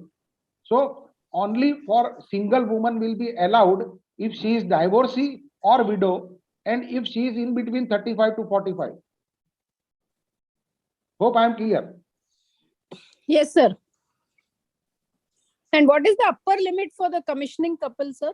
I have said you that 26 to 55 for male, 23 to 50 will be for female. Okay. Okay, sir. And so what about the regular IVF that we are doing? Because I think the age limit has been increased to 21 now. Sorry, 23. For what? So for the IVF couple, sir? No, for IVF couple, the age for treating the patient is 21 to 55 for male and 21 to 50 is for female, not 23. So now places like in Indore, sir, where we get very young couples coming in for, for 18 years, 19 years old. So this age limit is only for IVF, or sir, they can undergo IUI or the basic treatment for the fertility, sir? Madam, ART Act is for ART. Now IUI is ART. If you go to the definition of ART, it mentions that when you take out the gametes and do some procedure on gametes and then transfer the gametes or embryos to the uterus. Okay, so IUI, we are definitely taking out the semen. We are definitely washing the sperm. So we are doing something to it. So it is an ART procedure, first of all. So no ART procedure can be done on any patient below 21 years. That is clearly mentioned in Act. So it is surprising that the age of marriage of a lady is 18 years. And if you go through the definition of infertility, it says that 1 year of sex without using contraception, patient is stamped as infertile. So at 19 years, you can stamp a patient infertile, but you cannot give treatment to that patient up to 21 years. So that is something surprising. So that means, sir, if there is a patient of 19-year-old and we find that it's a poor ovarian reserve, like, AMH of 0.5. So we know that if I'm going to wait for her for the next 2 or 3 years, her ovarian reserve is going to fall. So I cannot do the IVF, but then I can do the egg freezing for her. Yeah, you can do egg freezing, no problem in that. For egg freezing, there is no limit. See, fertility preservation is also a part of ART Act now. It is clearly mentioned that you can freeze oocyte, you can freeze sperm, you can freeze tissue of any individual, ovarian tissue or other tissues for the fertility preservation. So fertility preservation is also a part of ART now. And it is clearly mentioned that you can do fertility preservation in case where there is medical indication or social indication. And so is there any limit for keeping the storage of this eggs or the semen that we have kept for the fertility preservation? 10 years. What, 10 years. madam? No, not So 10 the years. storage. For fertility preservation, you can store for unlimited period. But in case of donor gametes or embryos, you cannot store for more than 10 years.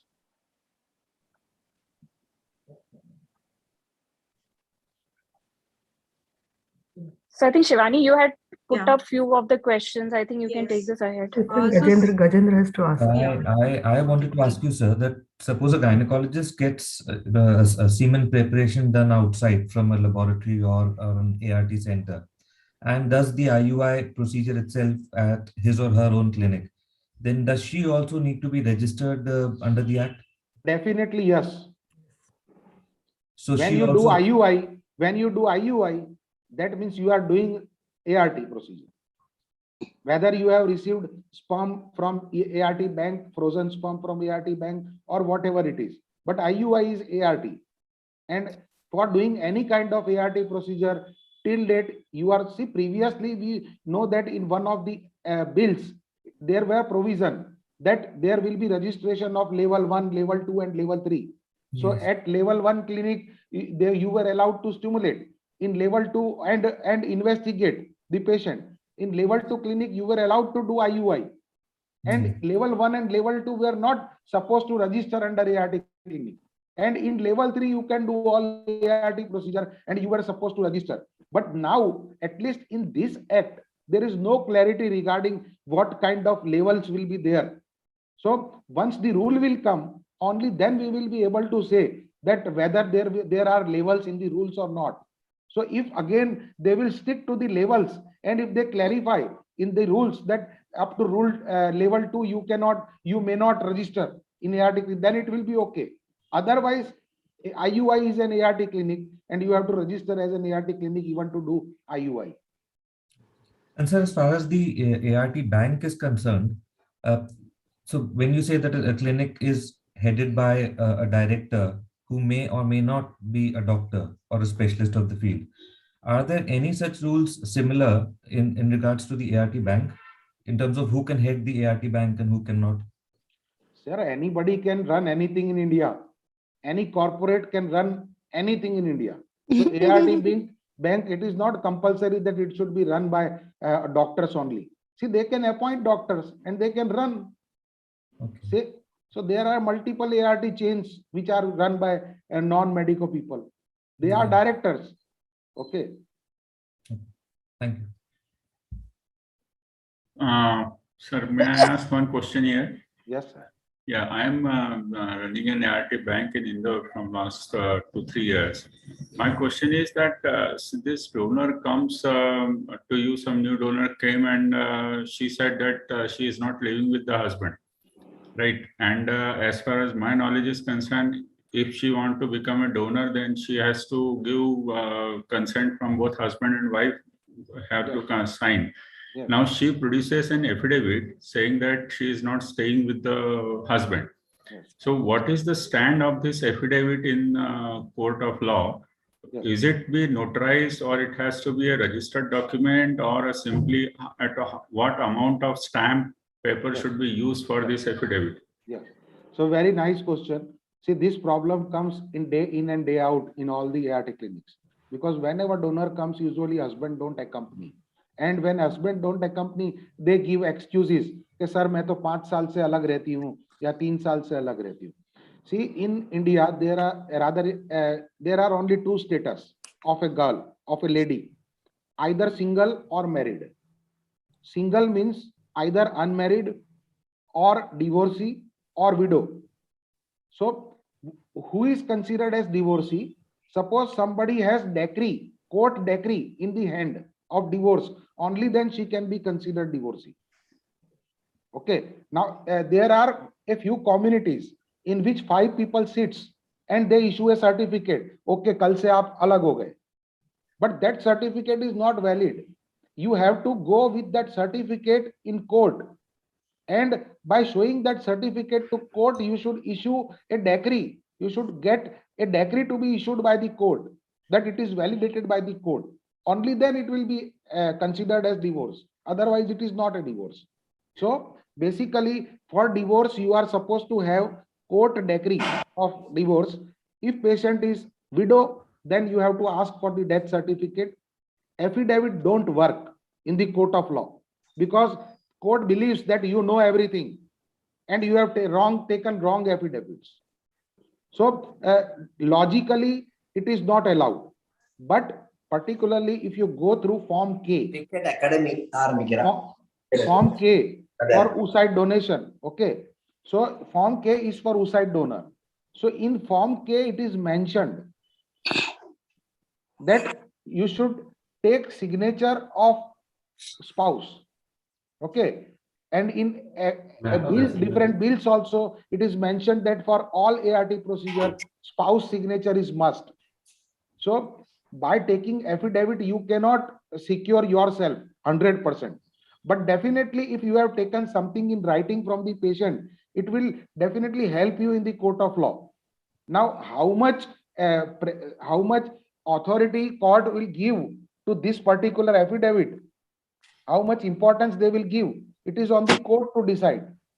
Yes, sir, that is discretion on court. Yes, sir, that is what if you insist them to get the sign of husband, then she can get a signature done from home somewhere and then can produce paper again. No, so at home it is not allowed, sir. Not allowed. Yes. At home signature not allowed. Signature is to be done in presence of witness from the hospital as well as their own witness. So if they produce a notarized affidavit, or is it a valid document, or we still need to get it registered? Like this question came to me from a couple who definitely notarized affidavit has value in the court of law. So we always suggest to take an affidavit from the patient. That see, there are a few things.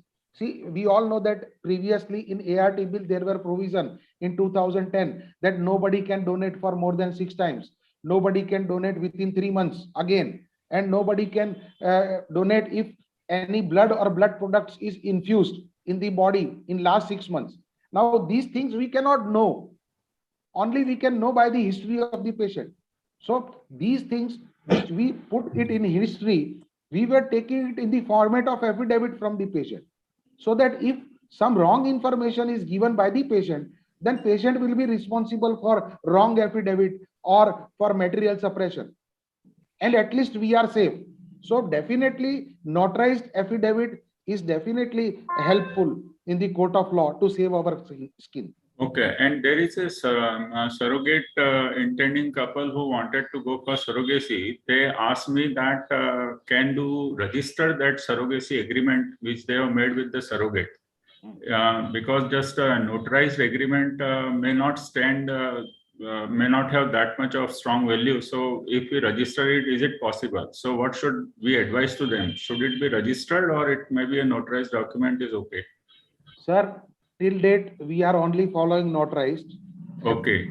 And okay. they are enough enforceable in the court of law. Okay, okay, fine, fine. Registration is not compulsory or mandatory. Yeah, but if someone has a registered document and a That notarized has document, definitely more value. more value. Okay. So they can, if it is up to them, if they want to get it registered, they can do it. Yes. There is no objection in it. No objection. Okay, okay, okay. Thank you. Do we have any other questions from the panelists, please? Yes, I do, sir. If you allow. Do we have enough time? Yeah. Yes. We can go ahead. I wanted to ask, sir, you said that your registration of ART clinics and banks will occur in the near future. So you said 60 days and then 30 days after that, we have time to fill up the forms and then we'll get a reply as to whether we're registered or not. So now in the meantime, till clinics and banks are not registered, or suppose an ART bank is not registered and is not available to supply oocytes. So do we completely stop recipient cycles till then? No, you can till these ART banks are registered, you can continue recruiting oocyte donor if somebody comes to your place directly for donation. You cannot advertise for the same. But sir, you said we cannot stimulate from tomorrow onwards or from today onwards. We cannot start a stimulation cycle for a donor. No, you can, but you have to follow the new guidelines. That one patient is for one donor is for one patient only, and Okay. you cannot retrieve more than 7x. And the donor should be, previously it was 21 to 35 years. Now it is 23 to 35 years. So we can recruit donors, but according to the new guidelines, until the banks are up and running. Yes. Thank you. Any other questions, please? Can I Yes, so ask a coming to the question? same thing, Yeah. sorry, can Yeah, I just Kalyani, continue? carry on. Yes, sorry. So coming to the same thing about that, aspirating 7 oocytes, so is it the 7 oocytes or is it the 7 mature oocytes for the ICSI? Madam, the word used is retrieval of oocyte. Means you cannot retrieve, and it is also defined what is retrieval. Taking out oocyte from the ovary. That is defined in the act. So you cannot take out more than 7 eggs from the ovary. Now, out of 7, you may not get even a single mature. That is your luck. This is So that something. means, so we cannot even freeze the oocytes if we are getting more or anything. Yeah, nothing you that can freeze. You can freeze the oocyte if you get, suppose you get 7 oocytes, 7 M2, and you have used only 3 M2s.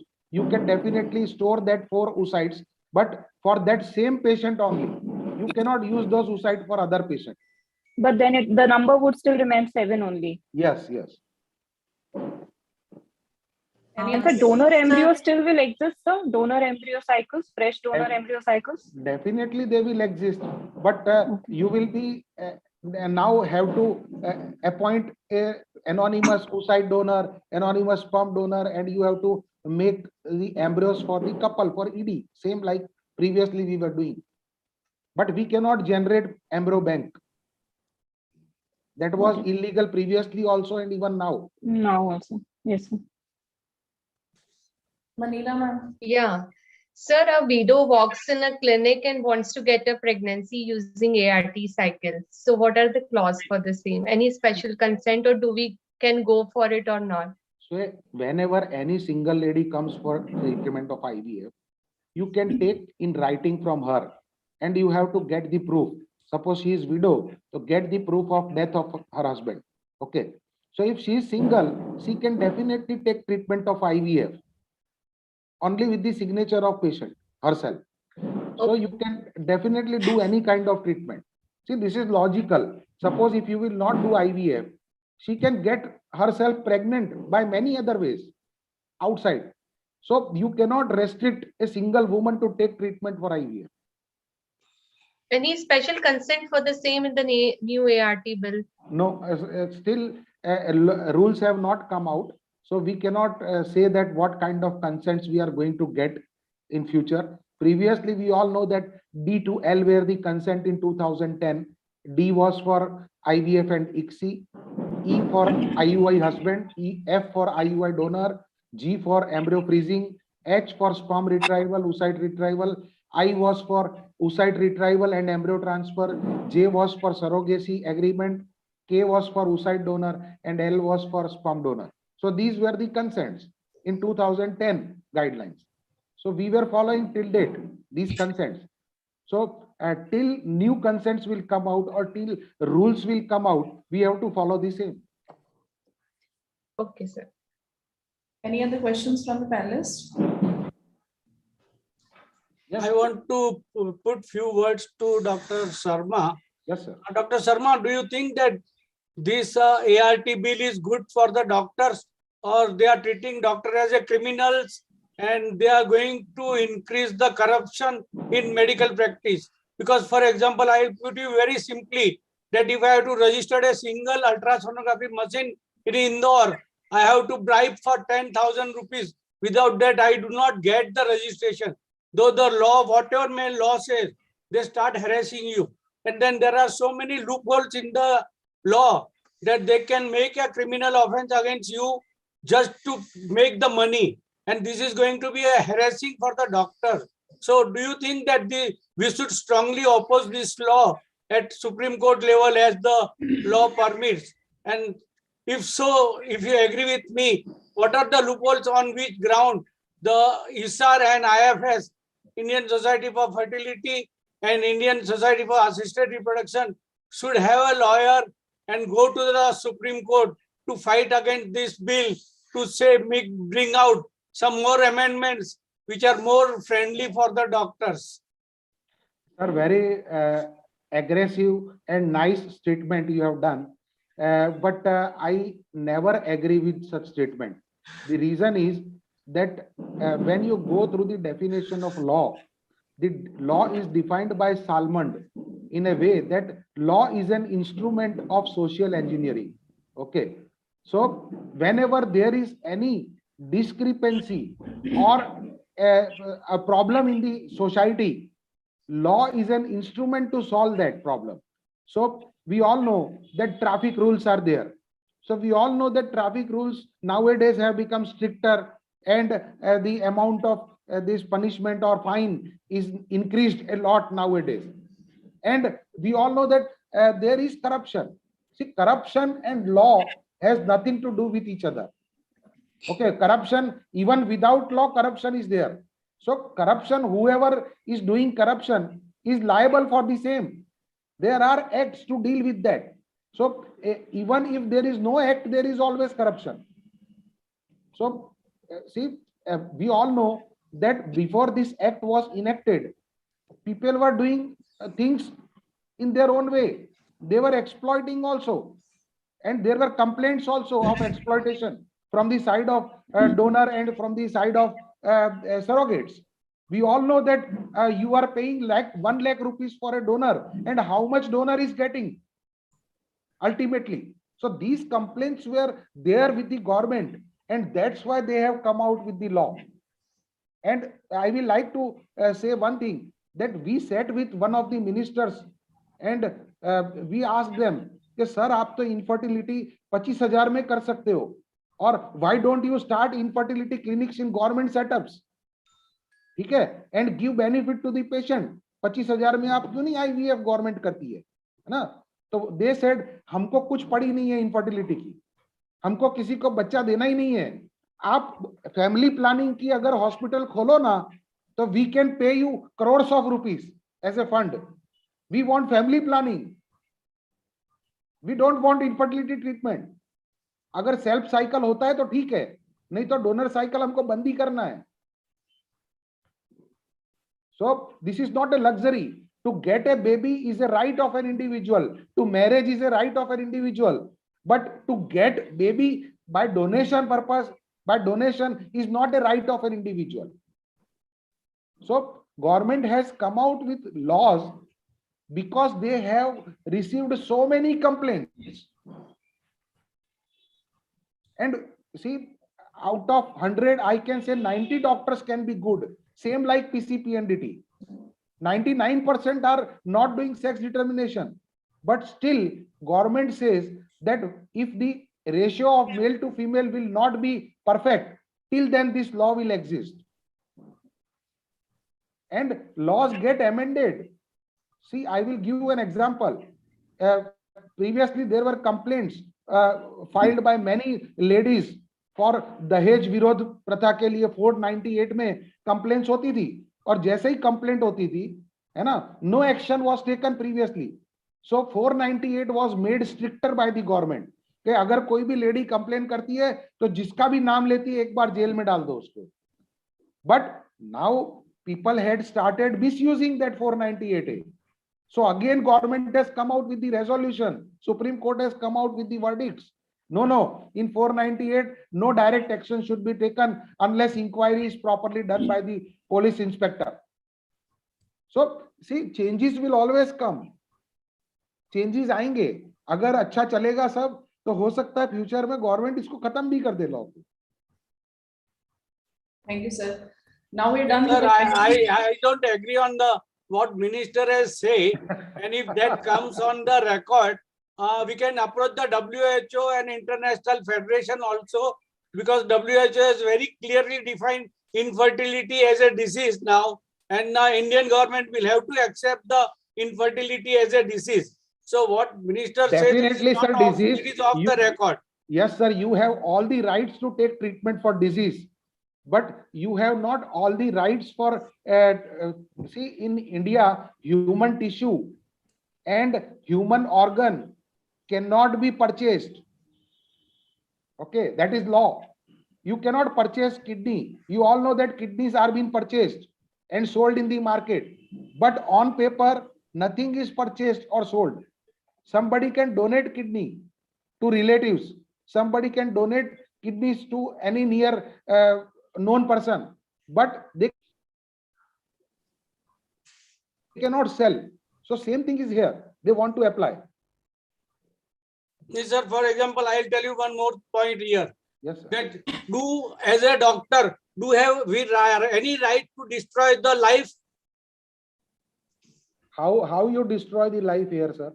For example, Dr. Shivani told that she has got cryopreserved embryos of a surrogate mother, and now she cannot do cryopreserved embryos. And I believe that embryo is considered as a life.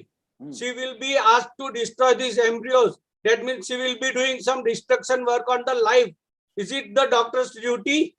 Sir, this is a very, what I suggest, that let's make a strong opposition and come out with some definite, conclusive suggestion for the government, and make this movement very big at IMA level, and if required at international level. Very right, sir. That the law becomes more flexible and more friendly for the doctors. Yes, I do not agree anything sir, this is unethical. It is our but right. ethical has to be very friendly and comfortable for the practicing doctors. Here the doctors are going to become either more criminal, or they are going to end up with more of corruption.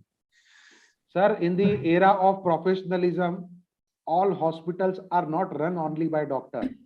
And you all know that in infertility, maximum hospitals are not run by the doctors.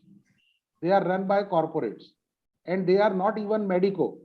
So the thing which was expected from the doctor, we cannot expect it from the corporate. They are business people. They are not professionals. So professional ethics is definitely there. So for doctor, it pains. That is good. And definitely for your right, you can fight at any level.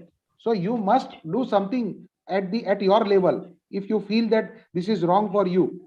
But definitely it is very, every law is something problematic for somebody. So law is never, with law, nobody is happy, because in law there are provision of punishment always there.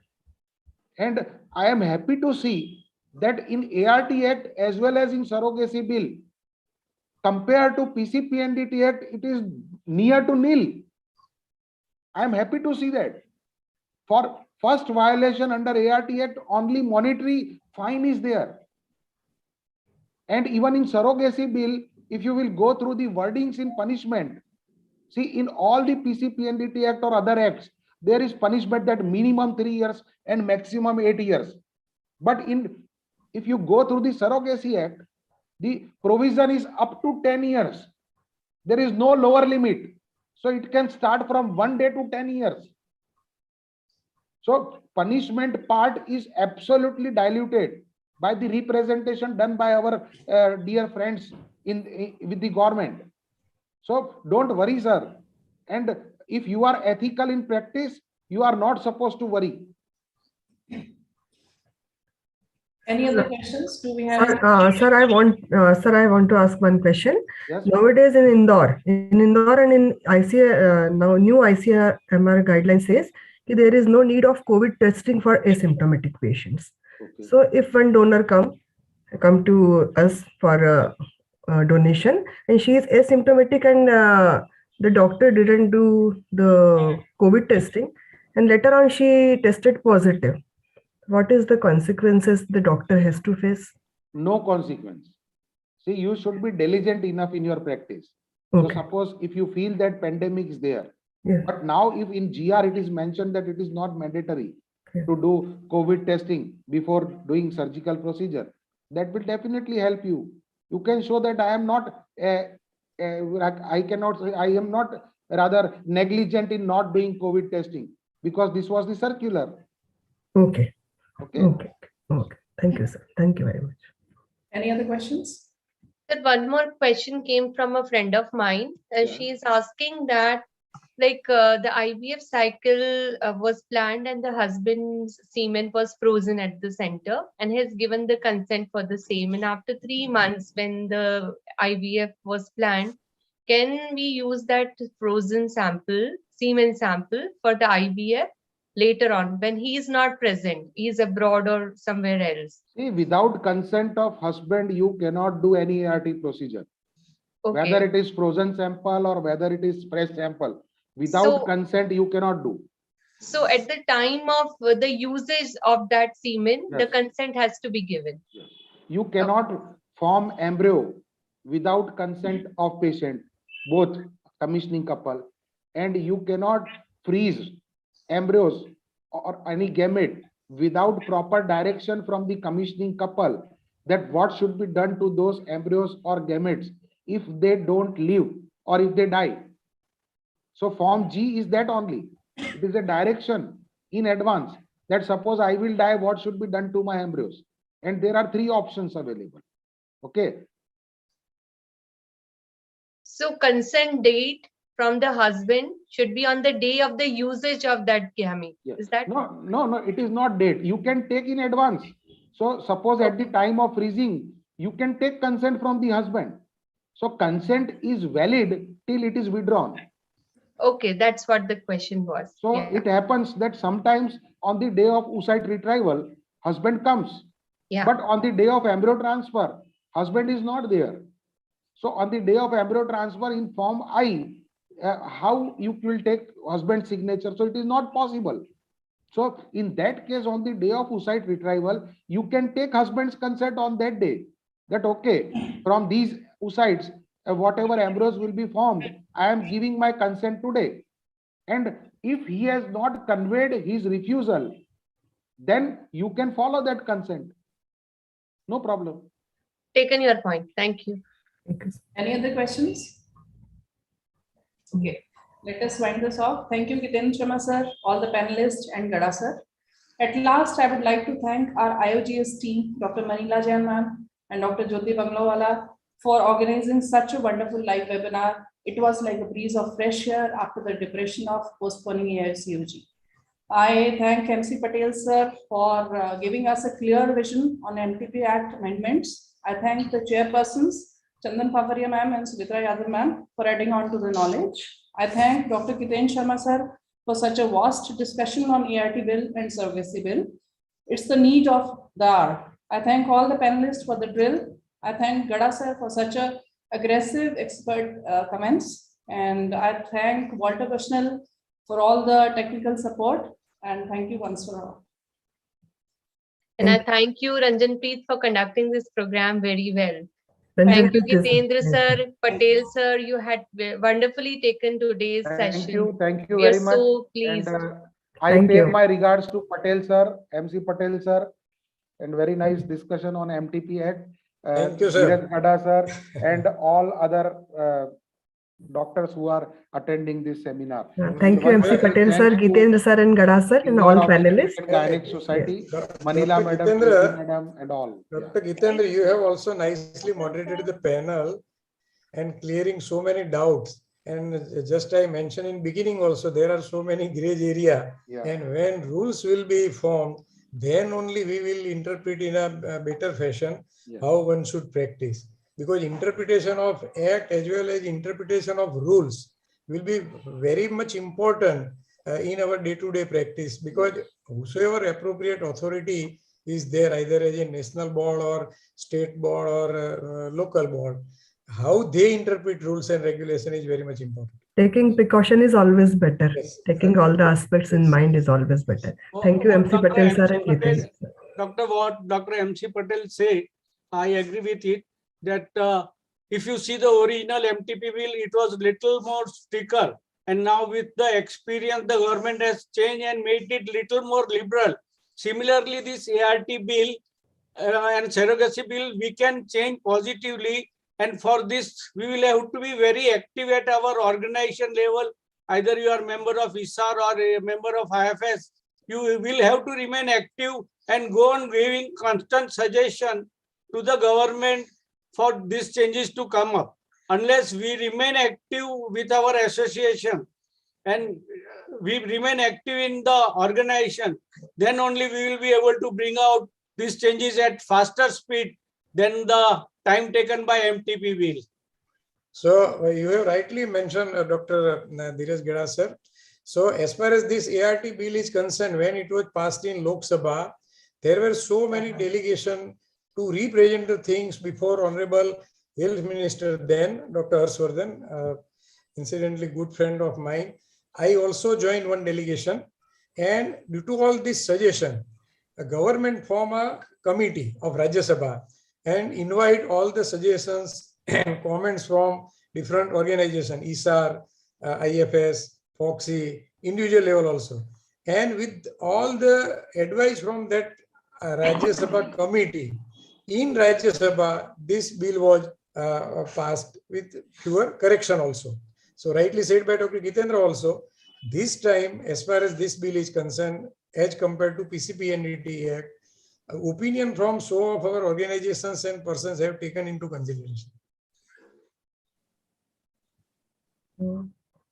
Thank you all. Thank you. It was a very nice and informative discussion, the app topic. So Walter Bushnell stands committed in such kind of. Thank you very much for giving us the platform and the academic partner. Thank you. Thank you. Thank you very much. Thank you, Dr. Thank you Ranjan all. Preet, for the nice master of ceremony program. Thank you. Thank you, everyone. Thank you all panelists and dear sir for joining us today. Thank you. Thank you.